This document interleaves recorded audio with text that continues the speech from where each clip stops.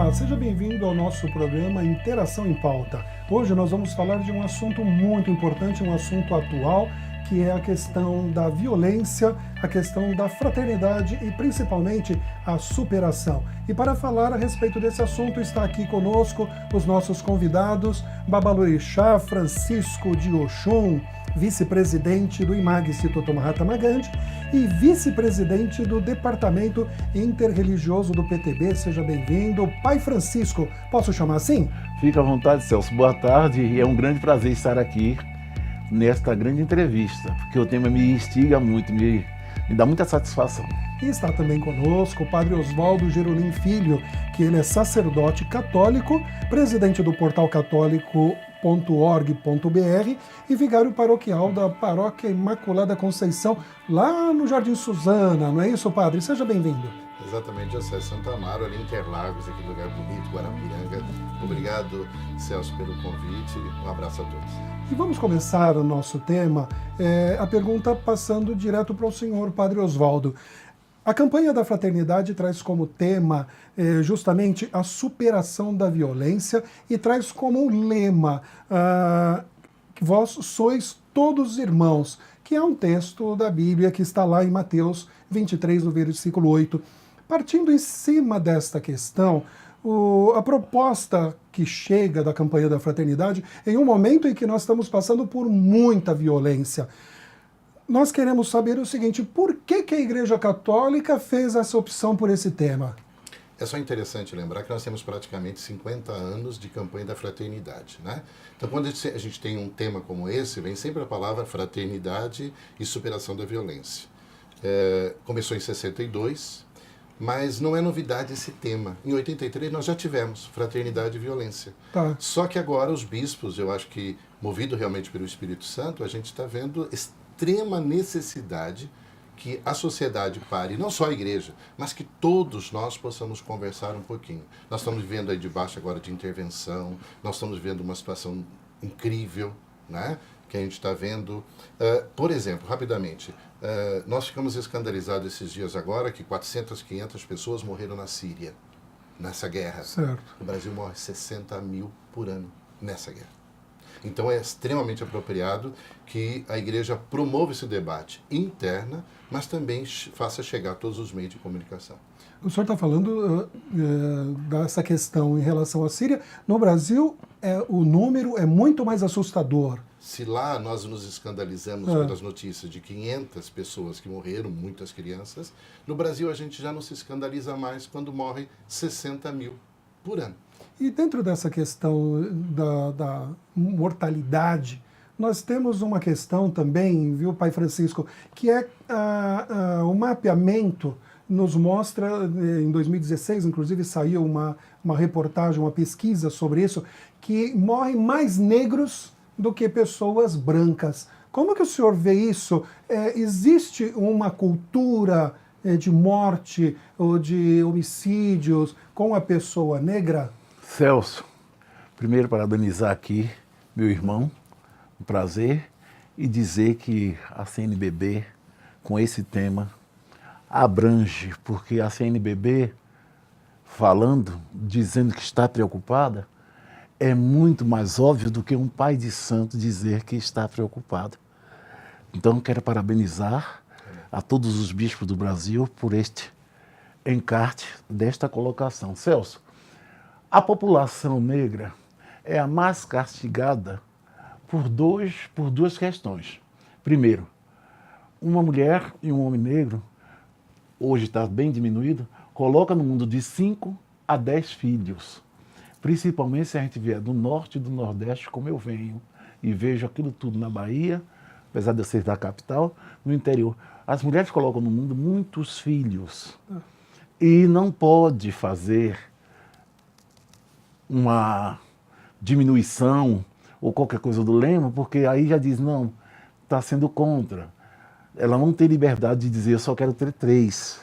Não tem como ter um corte definitivo na gravidez, não tem no posto o remédio anticoncepcional para fazer a coisa decente. Então ela vai colocando no mundo de 5 a 10 filhos. Não se encontra colégio para todos eles, às vezes. Não se encontra alimentação para todos eles, não se encontra recreação para toda esta gente. Então, o que acontece? Fica muito mais fácil, arriscado, os negros ficar à beira do destino, do pior no pior. Não é porque os negros querem, nem porque o negro não quer o melhor. É a estrutura que foi feita, a estrutura que foi montada. Dentro dessa questão, o senhor faz uma avaliação como sacerdote do candomblé. Existe uma perseguição, uma intolerância maior porque o senhor é do candomblé? Sem sombra de dúvida.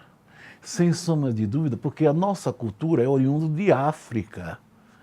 E tudo que é oriundo de África, no Ocidente, e principalmente no Brasil, que não deveria ser, porque a mão de obra africana no Brasil contribuiu e muito, não só com a mão de obra, mas com a cultura do país, contribuiu-se muito.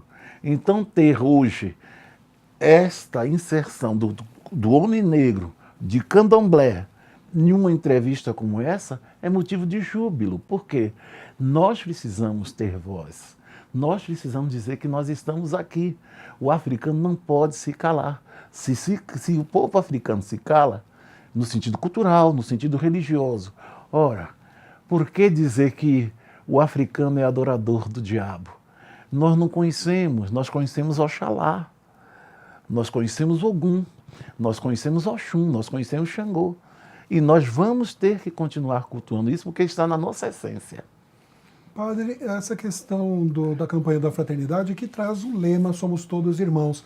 Existe um trabalho pensado na campanha da fraternidade contra a intolerância às religiões? Porque não estamos falando só do candomblé, mas nós temos as religiões de matriz africana, temos a intolerância contra todas as outras religiões. Sim. Veja bem, a campanha da fraternidade, a primeira, ela tentou trazer o quadro, o que é a violência no Brasil. Dessa vez, ela vem com mais profundidade ainda. Quando a gente fala fraternidade e violência, ela traz como substrato exatamente esse trecho do Evangelho que diz: nós somos todos irmãos. E é isto que a CNBB quer que a gente converse, que a gente fale. Porque sem isso a gente vai continuar tendo preconceito, vai continuar tendo essas diferenças gritantes na sociedade, homofobia, esses que estão chegando no nosso convívio e que muitas vezes a gente não acolhe. Enfim, nós temos a questão da violência, vamos dizer assim, mais concreta, que a gente vê nos jornais, mas nós temos uma questão cultural entre nós, que gera essa divergência entre as pessoas com as diferenças, que gera o problema de intolerância com as religiões. Então a igreja está trazendo tudo isso para que a gente converse, para que a gente reflita, porque são questões, por exemplo, culturais. A gente brinca, a gente faz piada dentro das religiões, né? Quantas piadas já se faz contra candomblé, se faz contra o papa, se faz contra padre, contra freira, contra pastor, e a gente dá risada, todo mundo brinca, todo mundo fala, todo mundo acontece, e é aceito, né? Um dos pontos de reflexão da CNBB é exatamente isso: nós estamos ficando frouxos. Nós estamos aceitando tudo isso, nós estamos brincando. Só que a consequência dessa violência, seja cultural, seja ela física aí contra a vida, é que nós estamos simplesmente aceitando, acovardando. Eu vou dizer uma passagem, aproveitando este gancho do senhor, padre. Uma amiga minha, a Luciene, tem uma filha. Não vou dizer a paróquia, não vou dizer o padre, apesar de estar tudo aqui na minha mente. Só quero citar o fato, para ver como estas coisas são grandiosas no sentido da destruição da humanidade. É bélico a coisa. E a filha da Luciene recebeu um cargo de ajudante do altar, que eu não sei dizer. Ministro, coroinha. Coroinha, não, ela é menina. Coroinha. Ela para ajudar ali, botar rocha. E era batismo dela, era o primeiro dia que ela iria, num domingo. Ela me convidou, disse: minha filha, olha, é uma coisa dentro da igreja. Quando é o padre que me convida, eu vou, porque aí ele é o pároco, mas você que está me convidando, vai ser sua sua entronação ali para servir, ajudar a igreja e tal. Ela fez, mas eu quero que o senhor vá. Aí ela disse assim, eu só não quero que o senhor vá com suas roupas, com seus colares. Ou seja, negra, servindo a igreja, preocupada com que o pároco da igreja dela iria achar da minha presença um pedaço de pano, tira a minha humanidade, né? O senhor veja. Aí fui, botei uma calça jeans, botei uma camiseta, só não pude tirar o filar. Eu tinha que ir de filar, não tinha jeito, alguma coisa tinha que ir. E fiquei na minha, lá atrás. Aí na hora que todo mundo foi entronado, as crianças, coroinhas, ela, tal. Eu cheguei um pouquinho para frente, que a mãe dela me chamou. Fiquei ali. E os olhares, Francisco de Oxum, os olhares, né? Não é um pedaço de pano, né? Todo mundo fazendo a diferença, Francisco de Oxum. Pois tiraram a menina. Tiraram a menina? A menina tá doente, porque você anda em macumba. O padre disse à menina, você anda em macumba, esta guria está adoentada, já teve um flagelo que ela foi garota de rua, graças a Oxalá e a todos os santos, ela foi resgatada e ela é apaixonada por servir a igreja e o padre está... Quer dizer, são coisinhas. Ah, você saiu no vai-vai. Você quer Deus ou quer o diabo? Você vai na casa de um macumbeiro. Você quer Deus ou quer o diabo? Você, sabe? Então essas coisas na comunidade negra é silenciosa, é sorrateira. Fica sem solução. Aí eu disse assim, olha minha filha, você faz o seguinte, tenta resgatar seu serviço de auxiliar na igreja e deixa de vir na minha casa. O que é que ela vem na minha casa ver? Os coros tocar e os cânticos para o orixá. Não tem, a não ser o culto que serve ao orixá dançando quando ele está manifestado, não existe. Os outros cultos são feitos às portas fechadas. Os cultos privados, claro. Então, quer dizer, nós temos tudo isso. Todo dia.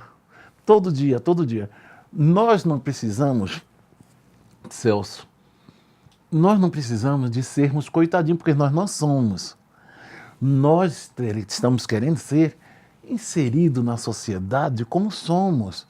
Eu não sei porque o meu Brasil é assim. Os orientais fazem os cultos dele ali, faz o pão, faz a água, faz o bolinho de arroz, serve todo ano com a infraestrutura do Estado para fechar a rua, para ver qual que vai fechar, qual que vai ficar aberto. Quando um pai de santo está passando com uma coisa na mão para o culto dele, vai fazer macumba.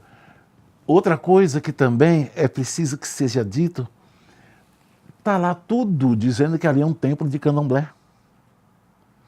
Ora, está lá tudo ali dizendo que é uma comunidade cristã. Porque eu vou impor a minha religiosidade. O senhor não imagina, dia de domingo, no meu terreiro, para eu ter um pouquinho de paz, eu preciso soltar os 4 cachorros na varanda. Porque todos os evangélicos que passam pela rua acham que ali é como eles mesmos dizem, que ali é o espaço de adoração ao diabo, Celso. Puxa vida. Padre, pegando nessa linha de raciocínio, dentro dessa proposta da igreja, reconciliação, justiça, contra a violência, o que o senhor diz?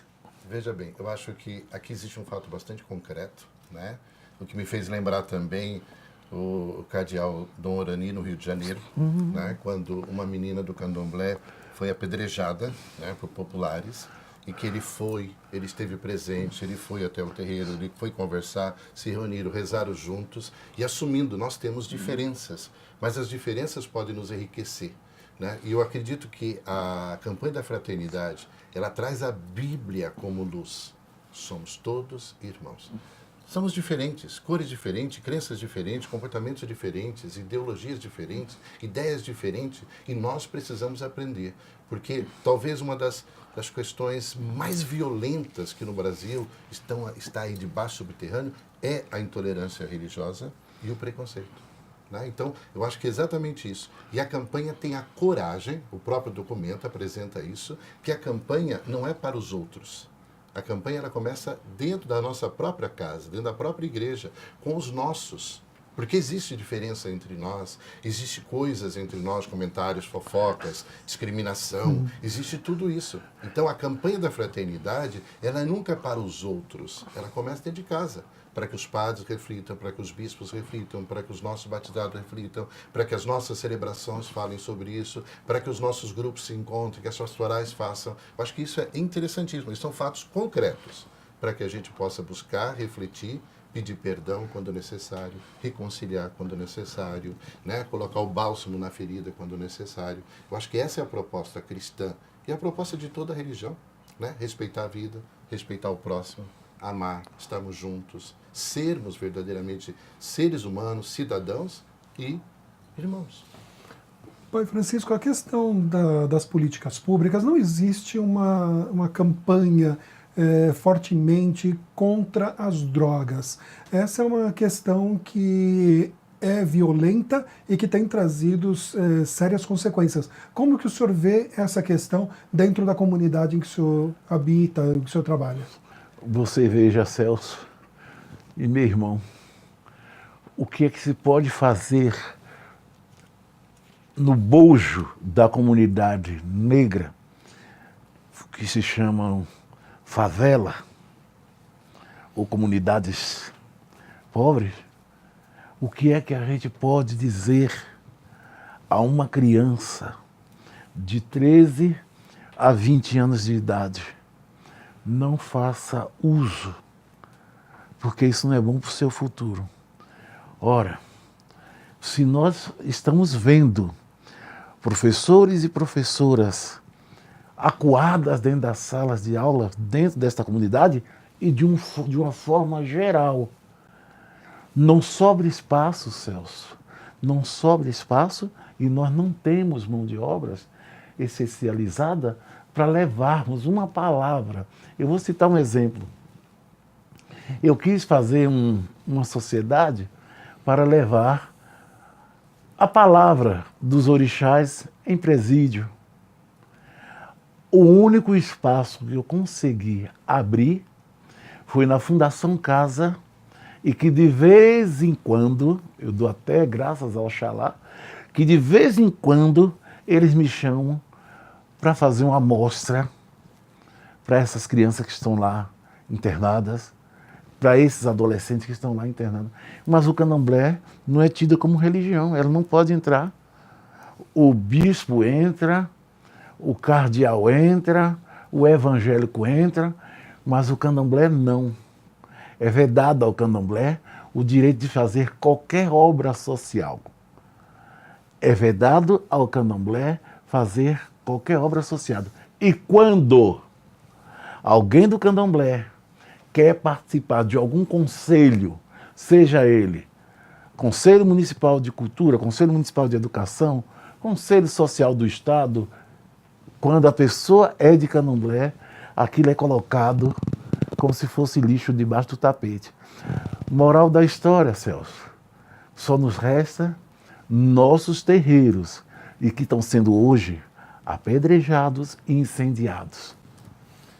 Nós, infelizmente, vamos ter que fazer um comercial, mas logo nós voltamos para dar continuidade falando desse assunto tão importante. Fique conosco e se você estiver gostando, é só curtir o nosso programa. Se inscreva também no nosso canal. Fique conosco que já voltamos.